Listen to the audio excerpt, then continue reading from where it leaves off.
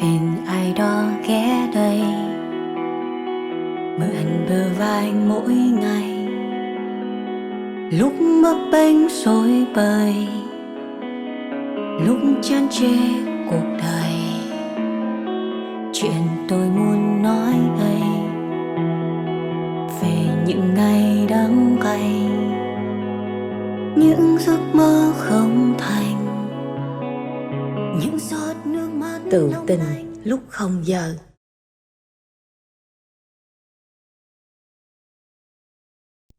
Thành thực mà nói thì chẳng có ai sợ yêu. Người ta chỉ sợ phải lòng, nhớ nhung, chờ đợi, ghen tuông, hờn giận và chia ly mà thôi. Hiếm khi nào thấy em nghiêm túc vậy luôn á Nhậm. Thì Chị thấy ở trên chương trình nó nhoi. thì em nghĩ là không gian này mình nên nghiêm túc lại một xíu. Tại sao không gian này phải nghiêm túc? Tại vì em có hay một thói quen là những cái gì mà đèn màu vàng này, xong thì những cái không gian mà trông nó giống phòng ngủ ấy, thì em phải nghiêm túc lại một xíu. À, là em hay bị ngủ ở ghế sofa đúng không? Dạ không, em ngủ tất cả những cái ghế nào mà có thể ngủ được. Mà ghế nào nó thú vị hơn ghế sofa thì em lại càng thích ngủ nữa. Thật ra đây là chương trình mà duy nhất em có thể vừa nằm vừa thoát cũng được như kiểu như vậy. Em có thể ngồi dưới cũng được, em có thể nằm lên bàn, em có thể lên cái kệ em ngồi cũng được. Đó, em có muốn chọn vị trí nào thoải mái hơn không? Em nếu mà để mà vị trí mà yêu thích nhất ở nhà em đi thì em sẽ nằm ở dưới này cơ, xong cho hai chân lên trên ghế này cơ. Là em Đấy. chống ngược lại Dạ hả? vâng. Em lại thích kiểu xem phim á, xem phim ma thứ hay kiểu chúi đầu này, xong nhìn qua cái khe này cho đỡ. Cũng khó quay hình nhờ. Dạ. Thôi cứ ngồi yên thế này đi. Em có biết tại sao hôm nay chị mời em qua đây chơi không? Chắc là lâu không gặp là chị nhớ em đúng không? Tất nhiên rồi, lúc nào mà chả nhớ em. Nhưng mà cái điều quan trọng hơn là có rất là nhiều người đang cần em. Nhiều người đang cần em ấy. Cần về lĩnh vực gì ạ? Lĩnh vực là bày tỏ những kinh nghiệm sống chân thật của một chàng trai lấu lĩnh được nhiều người yêu thích mà thường xuyên thích những cô nàng lớn tuổi hơn. Dạ vâng, thế thì em cũng rất là sẵn lòng để mà chia sẻ với tất cả mọi người về những cái gọi là suy nghĩ của em, suy nghĩ cá nhân của em về những cái góc nhìn cuộc sống mà những gì em cảm nhận được. Thí dụ như về chủ đề này thì em đã có bằng lái máy bay chưa? Em có một bạn gái duy nhất là hơn tuổi em thôi. Tức là thế hả? hơn em 2 tuổi. Em nghĩ là thực ra thì tuổi tác nó không thành là vấn đề. Mà em nghĩ là khi mà em yêu một người hơn tuổi thì em sẽ cho thấy bản thân mình sẽ phải trưởng thành hơn với lứa tuổi của mình này. Và mình suy nghĩ cũng phải chín chắn hơn để làm sao mà có sự phù hợp giữa hai người mà hai độ tuổi khác nhau ấy. Nên là khi mà mình yêu nhau thì suy ra là mình có sự trao đổi kiến thức cũng như là trao đổi những cái góc nhìn cuộc sống khác nhau. Em nghĩ là sau tất cả các mối tình thì mình đều có thêm rất nhiều cái vốn sống cũng như là bài học khác nhau. Yêu nhau mà chán thế, giống như đi học thêm vậy đó. Là cứ phải ngồi trao đổi vốn sống và kiến thức à? Có khi nào mà trao đổi điều đơn giản hơn thôi không? Đơn giản hơn nhỉ? Thì em cũng nghĩ cũng có. Ví dụ như là mình được trải qua cái cảm xúc như thế nào, cảm xúc ra sao. Với mỗi một bạn gái thì mình đều có một cái cảm xúc và cảm giác khác nhau. Có những người thì mình cảm thấy là mình yêu người ta ở điểm này, yêu ta điểm kia. Có những người thì yêu ở những điểm khác đó. Chứ không phải là quy hình chung mà như những giờ trước đây em hay nghĩ là mình có chung một cái gu bạn gái nào cả. Dạ, chị rất là mong hôm nay là kết nối với Nhậm để có thể giúp cho các bạn, đặc biệt là bạn nữ trong lá thư này, bớt mệt mỏi, bớt suy nghĩ. Có một cái câu trả lời mà bạn nghĩ rằng là có thêm thông tin thôi, không hẳn là câu trả lời dành cho bạn. Dạ. Ok? Ok. Hôm nay mình thành thật với nhau nhé. Dạ.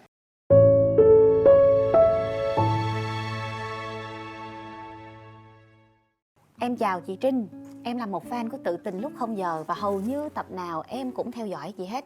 Em là một người sống rất là tình cảm, độc lập và luôn che đậy sự yếu đuối bên trong của mình. Đối với mọi người em khó gần, nhưng khi tiếp xúc thì họ mới biết em là người rất là tình cảm mà không có khô cằn như là vẻ ngoài của em. Năm nay em 26 tuổi. 26 tuổi. Nhậm 20 mấy? Em năm nay là 23 tuổi rưỡi. Ok. Tức là hơn em. Em đoán là bạn ấy rơi quãng tầm độ là sinh năm 1995. Và cũng đã trải qua một mối tình dài 4 năm thời đại học rồi, vậy là tốt nghiệp đại học rồi đó. Sau đó chúng em chia tay vì lý do là em người miền Tây và gia đình bạn trai em không thích con gái miền Tây. Mối tình ấy đã làm em canh cánh trong lòng gần 2 năm mới có thể quên được. Trải qua mối tình đó, em cũng tìm hiểu một vài người. Nhưng thật sự em đến với họ chỉ vì quá cô đơn, nên em muốn thử cảm giác có người bên cạnh và em cũng không thật lòng với bất kỳ ai. Vì em nghĩ sẽ không có người đàn ông nào yêu mình mãi. Nên về sau em đến với ai cũng chỉ dùng 50% mà thôi. Em có bao giờ có khái niệm 50% nghĩa là yêu một nửa đó? Yêu 50% tình cảm ạ.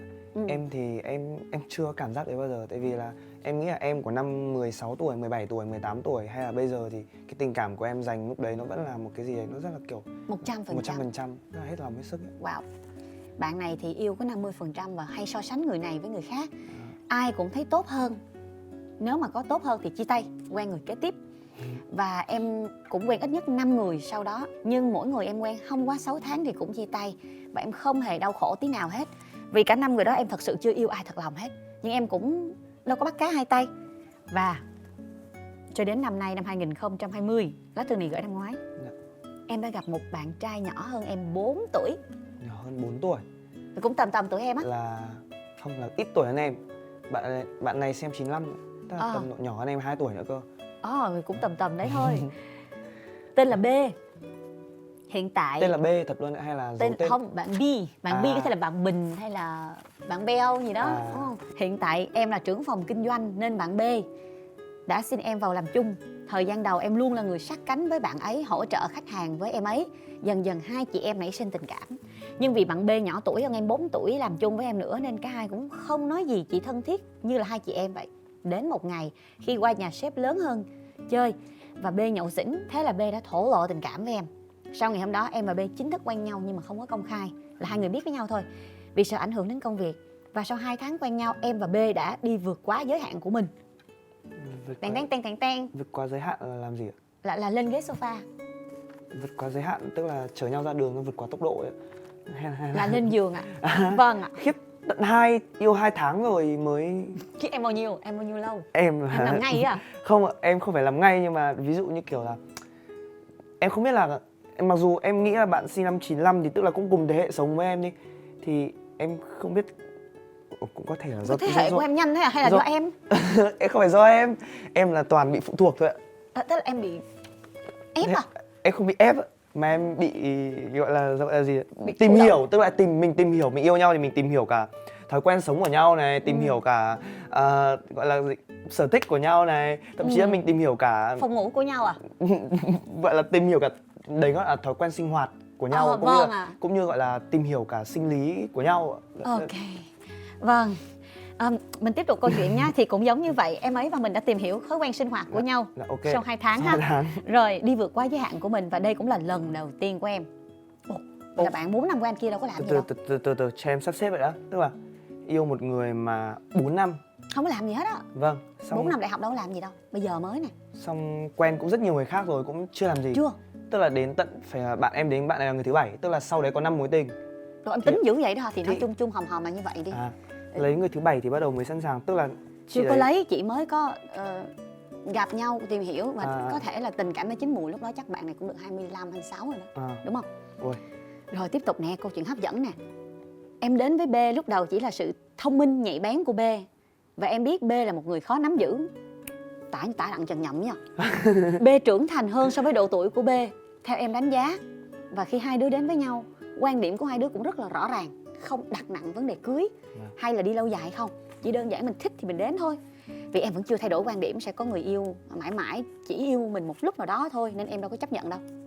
Nhưng cái em không ngờ tới là trong thời gian 2 tháng đó quen nhau, bạn B đối xử với em rất là tốt. Thậm chí trước đây con gái cưng chiều B và B chưa bao giờ nấu đồ ăn cho con gái ăn lần nào cả. Nhưng vào sinh nhật của em, B đã nấu cho em ăn. Em thật sự hạnh phúc lắm. B nói là sau này không được đòi hỏi vì B không thích nấu ăn lắm. B lúc mới quen em, B nói B không như người ta nuông chiều một cách quá đáng. Nhưng em cũng không phải là đứa con gái nhõng nhẽo không hiểu chuyện, nên em thấy việc không nuông chiều là chuyện bình thường. Sau 2 tháng, B bắt đầu gặp áp lực công việc nên em cũng hiểu, vì em là quản lý bạn nên em biết bạn đang gặp vấn đề gì. Em cũng có động viên an ủi, nhưng từ từ em thấy bạn ít nhắn tin và quan tâm em hơn.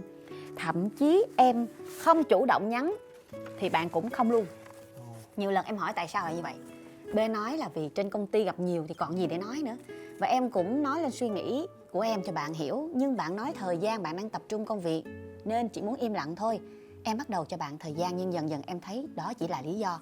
Thậm chí thời gian đó cũng là lúc mẹ em bắt đầu bệnh nặng. B biết nhưng chưa bao giờ hỏi thăm một câu. Và lúc đó chỉ mình em trơ trọi tự vực mình dậy và hai đứa bắt đầu im lặng, không ai nói gì về mối quan hệ ấy nữa. Trong một mối quan hệ im lặng chắc là câu trả lời tốt nhất cho mình rồi. Em hiểu và em cũng không làm phiền bạn. Lên công ty em vẫn bình thường, vẫn kêu chị em một cách bình thường. Nhưng B thì không. Lâu lâu B tỏ ra vẻ không hề tôn trọng em. Mặc dù em là quản lý của bạn, nhiều lần còn chọc tức và tỏ ra khó chịu với em, không muốn nói chuyện với em. Cái em không hiểu ở đây là em cũng không đòi bạn bất cứ điều gì ha, không bắt bạn chịu trách nhiệm. Thế tại sao từ một người thích em lại có thể trở mặt với em như vậy? Phải chi em có lỗi, em níu kéo bạn, em làm phiền bạn, bạn tỏ thái độ với em không nói. Đằng này em cư xử với bạn rất bình thường nhưng không có gì xảy ra. Mà giờ lên công ty bạn cứ tỏ ra là không muốn nói tới mặt em luôn. Ranh giới giữa thích và không thích nó thật sự mong manh đến như vậy hả chị? Hay là bạn muốn làm vậy để em chuyển qua nhóm khác, để em không cần quản lý bạn nữa? Nhưng thật sự B đã dạy em một bài học rất lớn. Đừng bao giờ xem nhẹ tình cảm. Giờ B đối xử với em như vậy mới nhận được suy nghĩ trước đây của em khi đến với những người trước. Em đã gây cho họ nhiều tổn thương như B bây giờ cư xử với em vậy. Đó là lý do em không có trách bạn B. Nhưng thật sự B thay đổi quá nhanh khiến em không thể tin được. Không thương nhau nữa thì cũng không cần thiết phải cư xử như kẻ thù chứ. Rốt cuộc đàn ông nghĩ gì vậy chị? Em thật sự không hiểu. Vì căn bản những người đàn ông trước cho dù không có thương em nhưng vẫn cư xử tử tế mà. Đến giờ họ vẫn nhắn tin hỏi thăm em bình thường mà. Nhưng sao B thì hoàn toàn khác vậy? Em thật sự không biết nên làm gì mới đúng và tốt cho cả hai nữa. Chị giúp em nhé. Cảm ơn chị. Chúc chương trình ngày càng thành công hơn. Chị tin là đàn ông hoặc là con trai thì họ nghĩ gì họ nói quịch tẹt à. Họ không có phức tạp như phụ nữ. Họ không có diễn hay là họ không có nói có thành không. Không có để người ta đoán ý. Thí dụ bạn nói là tôi chưa bao giờ nấu ăn cho ai, nhưng mà tôi không bao giờ nấu ăn nữa nha. Hôm nay là sinh nhật nên tôi mới nấu một lần thôi. Là cái đó là bạn thật sự muốn thể hiện một cái điều đặc biệt thôi. Nhưng cái vấn đề ở đây là đôi khi phụ nữ của tụi chị á nghĩ điều đó rất là quan trọng. Và chỉ vì người ta rảnh tay người ta nấu thôi mà mình nghĩ rằng cái điều đó chỉ dành riêng cho mình. Và điều đó nghĩa là cam kết lâu dài. Điều đó nghĩa là tình yêu sâu đậm. Là nó sai đúng không? Thực ra thì em nghĩ là cũng không hẳn đâu ạ. Có thể là có nhiều bạn con trai khác nhau ạ. Có những bạn thì đó là những cái skill của các bạn trong chuyện tình cảm chẳng hạn. Tức là có những bạn họ sẽ đặt ra là mình sẽ nên làm những gì mà ghi điểm trong mắt người mình yêu như này như kia. Nhưng mà ví dụ mà những người mà sống thiên về cảm xúc hay là sống kiểu là gọi là sống thẳng thắn thành thật như kiểu em chẳng hạn. Những gì mà em cảm nhận câu chuyện bạn kể ấy, thì là bạn B này cũng rất là kiểu thành thật là thật. Cũng kể rất là chia sẻ thẳng thắn là anh bình thường anh không có làm đâu, anh cũng không muốn làm những cái điều ấy lâu dài đâu, chỉ là hôm nay anh muốn làm điều đấy với em. Thì tức là đó là cảm xúc của bạn đấy nhất thời lúc đấy và bạn ấy muốn làm điều đấy để mà dành tình cảm cho bạn gái của mình. Và điều đó có thể khiến cho bạn này rung động. Đúng rồi. Nhưng rồi tại sao theo em nghĩ nha, điều gì sẽ khiến cho con trai lật mặt rất nhanh trong vòng khoảng 2-3 tháng? Trong vòng 2-3 tháng ấy. Nếu như có điều gì xảy ra để khiến đủ cho em lật mặt thì đó là điều gì? Nếu mà trong vòng 2-3 tháng mà nhanh như thế xảy ra những cái điều mà em đã không biết là thực sự là cái vấn đề mâu thuẫn giữa hai bạn là gì. Tại vì em có tự đang đặt một câu hỏi là có khi nào mà hai bạn đó để những cái vấn đề gọi là tình cảm bên ngoài và trong công việc xong ra thành ra là em nói ví dụ đi là hôm nay mình cãi nhau chẳng hạn, ngày mai mình đi làm với nhau xong lại thể hiện cái sự khó chịu đi làm với nhau, thành ra là bạn nam đấy thì sẽ nghĩ là một cái cảm giác là mình đang bị áp lực, mình đang bị bí bách quá, tức là bây giờ đã ở nhà cãi nhau rồi, giờ bây giờ đi làm thì lại còn chịu sự đè nén từ bạn nữ như thế. Tại vì em nghĩ vốn dĩ bản tính của con trai theo như em suy nghĩ đi, thì thường là họ thích những cái gì nó kiểu vĩ đại, họ thích che chở, họ thích kiểu là dù kể cả là em có hơn tuổi anh em này kia nhưng mà anh vẫn muốn che chở cho em. Có thể là em nghĩ là bạn nữ có những cái mà họ suy nghĩ và áp đặt nên làm cho bạn nam cảm thấy như là không còn là một người đó, người bạn nữa. Đúng rồi. Xong rồi thì sau đó thì đi làm thì cũng bị kiểu là đó, Đè đầu cưới cổ. kiểu thế là thành ra là em nghĩ là bạn đấy sẽ thể hiện cái sự khó chịu của mình và muốn đúng như những gì bạn nữ có nói trong cái bức thư lúc cuối là có khi nào mà bạn ấy muốn được chuyển đến một cái chỗ công tác mới, kiểu thế. Tinh tế nhỉ. Đúng là nhìn ở góc nhìn phụ nữ chị không để ý những chi tiết đó luôn á. Chị lại có những cái kết luận vô cùng suy diễn và đôi khi chị nghĩ là hơi hồ đồ. Ví dụ nha, chị hỏi em cái này xem có hồ đồ hay không nhé. Chị nghĩ rằng đừng bao giờ tin đàn ông khi mà họ tỏ tình lúc say rượu. Theo em thì cái suy nghĩ đó nó có kết luận vội vàng quá không? Vì cái sự chân thành của một người. Đúng rồi. Tại sao nếu mà thích người ta thì không có nói lúc mà bình thường, lại đợi phải mượn rượu đi rồi mới tỏ tình? Cũng không hẳn là tại vì là có nhiều người, em nói ví dụ đơn giản là có rất là nhiều người con trai mà họ kiểu là cái lúc mà họ lý trí đi thì mình sẽ tự cho mình những cái gọi là những cái mình rào cản để mà mình ví dụ mình định nói cái này nhưng mà mình nghĩ có nên nói không, nói ra thế mình có được thế này kia không. Nhưng lúc say rồi thì em nghĩ là cái phần đấy mình không làm chủ được, thì thành ra là mình sẽ tuân hết những cái điều mà suy nghĩ thầm kín trong mình hay như này như kia. Vậy là đó là suy nghĩ thật đúng Vâng, không? dạ đúng ạ. Chỉ là nó bị giấu đi thôi. Đúng rồi. Vậy nếu như là em không có thích người đó thì lúc em say đi chăng nữa, người đó xinh quá hay là người đó Đúng rồi, ở gần em cũng chẳng nói cái Đúng lời rồi, đúng rồi. tỏ tình đúng không? Đúng rồi, em dám cáo một điều là khi mà bạn ấy thực sự rất là say mà bạn ấy bày tỏ một điều gì với bạn nữ thì chứng tỏ là trước đó bạn đó cũng rất để ý bạn nữ đó rồi, và cũng rất là kiểu có một cái tình cảm gì thì người ta mới đổ dồn vào đó. Dạ. Vậy từ suy luận của Đặng Trần Nhậm và cái tính cách của bạn B với em khá là tương đồng. Dạ. Chị đã có kết luận rồi. À, vậy là ban đầu tình cảm của hai bạn ấy là thật, và chị tin là cái kỷ niệm nó đẹp, nó thật, và hai người đều cảm nhận điều đó đến mức mà chỉ trong vòng 2 tháng là họ đã có thể tiến đến những chuyện gần gũi thân mật hơn, mặc dù bạn nữ đã có một cái nội quy rất là rõ ràng là để dành chuyện đó cho hôn nhân chẳng hạn. Nhưng rồi bằng một góc cạnh nào đó bạn không có kể cho mình, bạn chỉ kể cảm giác của bạn thôi, mình chưa hiểu thế giới nội tâm của bạn nam, và bạn nam cũng chẳng lấy gì đi của bạn nữ nhiều ngoài những cái vết xước trong trái tim thôi, chứ không có mượn tiền hay cũng không có phải là một cái người chơi xấu hay đồn đoán gì đó. Vậy thì cuộc tình này nên kết thúc một cách êm đẹp như thế, hay họ cần phải ngồi lại nói cái gì đó với nhau để hiểu rõ hơn trước khi đi? Em thì em nghĩ là khi mà mối cuộc tình mà nó dừng lại như thế, và em nghĩ đến bây giờ bạn nữ vẫn day dứt những cái điều mà trong lá thư thế, em nghĩ là họ nên một lần mà kiểu thẳng thắn được ngồi lại với nhau rồi chia sẻ hết là anh nghĩ thế nào, quan điểm anh ra sao. Tâm lý chung của con người khi mà đó họ xảy ra một cái biến cố thế thì họ luôn tự tìm cho mình những cái gọi là điểm tựa. Khi mà bạn nữ viết một lá thư này gửi cho chị thì em nghĩ là bạn ấy đang cần một điểm tựa là liệu mình có sai trong điều đó không, thì tức là đến bản thân của bạn ấy cũng đang rất là kiểu mông lung, không biết là bạn nam đấy có phải là đối xử không tốt với mình không, hay là cũng là do từ phía bản thân mình để mà dẫn đến điều đấy. Thì em nghĩ là thực ra thì trong một mối quan hệ mà đổ vỡ thì tất nhiên là yếu tố đấy thì đều đến từ cả hai phía hết. Trước đây 4 năm bạn ấy yêu như thế đã rất là nhiều rồi, nhưng mà chỉ trong vòng 2 tháng mà sau này thì cái tình cảm bạn ấy còn vượt xa hơn cả cái giai đoạn yêu 4 năm trước.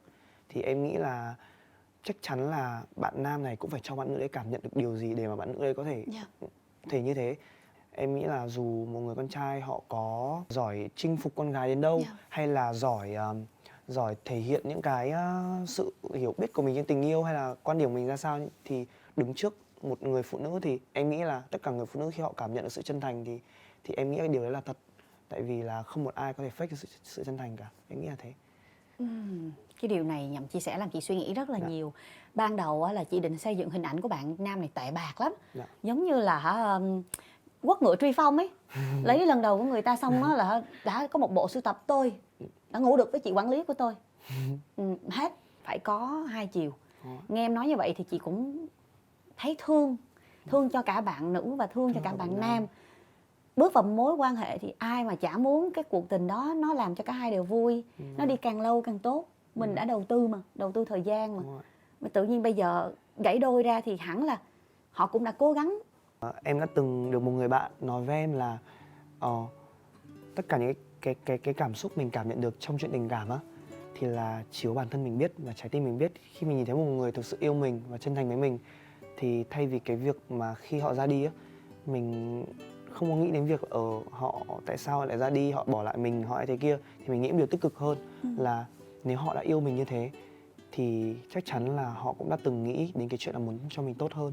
Thì em muốn cho bạn nữ đấy có một cái nhìn rộng hơn, là nếu như bạn ấy cảm nhận được là bạn nam đã từng chân thành như thế, từng rất là kiểu là mang lại nhiều kỷ niệm đẹp như thế, thì bạn ấy hãy nghĩ một điều là thì có khi nào mà bạn đấy cũng muốn điều tốt đẹp nhất dành cho bạn nữ đấy, kể cả khi mà họ không thể bên nhau, thì cũng là có một cách mà luôn dành những điều tốt nhất cho người ta như thế. Khi chia tay người chị của mình, em đã có suy nghĩ như vậy chứ? Em yêu bạn đấy, em cũng nói bảo là em muốn muốn cưới bạn đấy. Đấy là tất cả những điều suy nghĩ trong em là thật, nhưng mà em vẫn luôn nói với bạn ấy là nếu mà sau này mà em không có chờ đợi được anh người kia thì anh vẫn rất là vui vẻ happy với cái chuyện mà em đến với người khác, em cưới người khác. Thì thực ra là tất cả những điều đấy suy nghĩ của em là thật, tức là em vừa muốn giúp bạn ấy ở bên mình, nhưng em lại vừa muốn bạn ấy hạnh phúc. Nghĩ một hướng tích cực hơn là thực ra cũng có rất nhiều lần mình cảm thấy được là họ rất là yêu mình. Liệu cái chuyện mà mình dừng lại có phải cũng là một điều người ta muốn điều tốt đẹp nhất đến với mình không? Yeah. Mình nghĩ tất cả những điều đấy là mình làm là để chỉ mong là ở cho người ta tốt lên, cho người ta hạnh phúc hơn thì mình sẽ có thể làm. Chị tin những điều em nói là thật. Chị cảm nhận được trong ánh mắt chân thành và những một chút chần chừ của em khi mà em suy nghĩ về những kỷ niệm rồi bắt đầu mới nói tiếp. Bạn gái ơi, tụi mình chỉ mong là cái bạn muốn giữ lại không phải là một người con trai, không phải là bạn B hay là bất cứ một mối tình nào khác, mà hãy giữ lại cái niềm tin yêu vào những mối tình tiếp theo của mình, là mình sẽ làm tốt hơn, mình sẽ có những bài học mới, mình sẽ có cách để tình yêu của mình nó bớt tổn thương hơn. Mình không phải đang học cách để yêu tốt hơn đâu, vì không ai biết thế nào là tốt nhất, nhưng mà mình sẽ học cách loại bỏ những cái yếu tố làm cho tình yêu của mình nó thối rữa. Và bạn đã có một vài câu trả lời rồi đó. Bây giờ thì là một món quà nho nhỏ dành cho Nhậm. Và khi mà Nhậm mở cái này ra, chị hy vọng là Nhậm cũng sẽ thắp sáng được trái tim của bạn thật ấm áp. Em đoán xem nó là cái gì? Thắp sáng trái tim ạ. Batistia, London. Nến ạ. Nến. Đây là nến thơm hay không thơm ạ? Thơm chứ. Nãy giờ em không nghe mùi rất là thơm mà. Thực ra em có một chia sẻ là cái mùi nến này á, là cái mùi nến mà ngày xưa á, là bạn gái cũ của em rất hay dùng. Hèn chi em nói chuyện cảm xúc quá. Ôi, thơm quá chị ạ. Nhưng em không biết có thơm thật không? Thơm thật chứ phải đốt lên mới thơm. Bây giờ chỉ là nến thôi, nhưng mà khi mà em đốt lên sẽ ấm áp hơn. Chị chỉ cho em nha. Mùi Dubai, mùi New York. Tức là cái này thì đốt trong nhà tắm, còn này đốt trong phòng ngủ ạ. Bất cứ chỗ nào em cảm thấy là nó xoa dịu em, thư giãn nhất thì em cứ đốt. Thật ra thì nhà chị là chỗ nào cũng có nến đó. Tại vì chị nghĩ là lúc mà mình lạnh thì ít nhất phải có cái gì đó ấm ấm chứ nhỉ. Thì nến có một cái tác dụng xoa dịu tốt. Chưa hết đâu, còn nữa. Đây là món quà đặc biệt của biên tập chương trình muốn dành riêng cho em. Biên tập chương trình là ai? Bí mật. Đây là một cái áo của SSQ. Và chị nghĩ là tự tay em có thể mở ra và trải nghiệm sau. Món quà nãy nhờ chị trao tay cho em thôi. Vâng, em cảm ơn ạ. Cảm ơn biên tập của chương trình đã tặng cho em. Hy vọng em thích món quà, một chiếc áo thun rất là thoải mái này. Kay, em cũng phải tặng lại chương trình điều gì đi chứ hả? Em tặng lại chương trình điều gì ạ? Chết rồi. Nhất là tặng bạn gái này nè. Em em đến đây thì em lại chưa có chuẩn bị những cái gì gọi là về hiện vật đi. Thì bây giờ em có mỗi gọi là có mỗi em đây thôi, thì bây giờ mọi người muốn em tặng cái gì từ tất cả những thứ từ em thì em tặng rồi thôi. Em nghĩ cái gì mà nó bay, nó mơ một chút đi, cho nó hợp với không khí giữa đêm này nè. Mờ thì chắc là có lẽ là em sẽ dành tặng cho chị Trinh cũng như là tất cả các anh chị trong ekip, cũng như là tất cả các bạn khán giả đang theo dõi chương trình, cũng như là dành riêng cho bạn nữ một bài hát mà em nghĩ là có lẽ để cho bạn một câu trả lời từ phía bạn nam, thì em nghĩ chắc em sẽ thể hiện ca khúc mang tên là Suy nghĩ trong anh. Ok.